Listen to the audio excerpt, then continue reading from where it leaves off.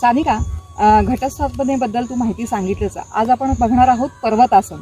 तर या आसनाच्या निमित्ताने तू काय सांगशील? येस, आजकाल आपल्याला माहिती आहे की 1.5-2 वर्ष आपली कशी गेली आणि खूप लोकांना पाठीचं दुखणं खूप जास्त आपल्याला बघायला मिळतं. हा एक खूप कॉमन प्रॉब्लेम आजकाल झालेला आहे.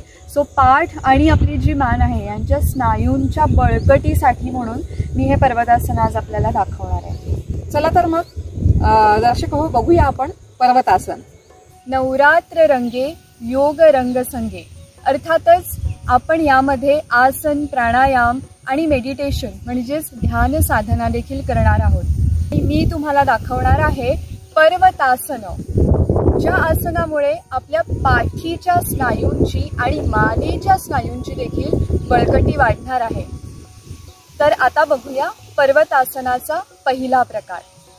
तुम्हाला अशा पद्धतीने अर्धपद्मासनामध्ये बसायचं आहे. पाठ अर्थातच सरळ राहील, समोर बघायचं आणि ब्रीदिंग नॉर्मल असेल, म्हणजेच श्वसन अगदी नॉर्मल राहील.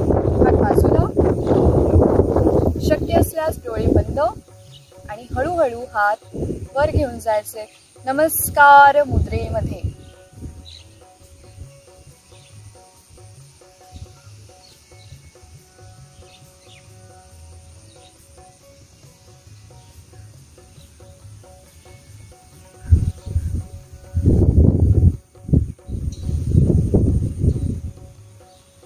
आता याच आसनाचा दुसरा प्रकार आपण बघूया.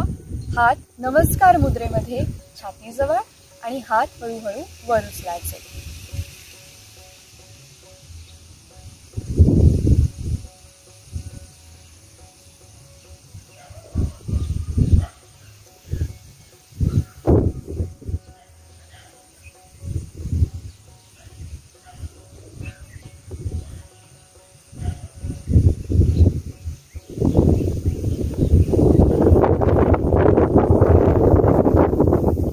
पद्धतीने पर्वतासनाचे हे दोन्ही प्रकार तुम्ही रोज केलेत तर तुमच्या पाठीचं दुखणं नक्की बरं होऊ शकेल. So stay tune with Navratri रंगे योग रंग संगे.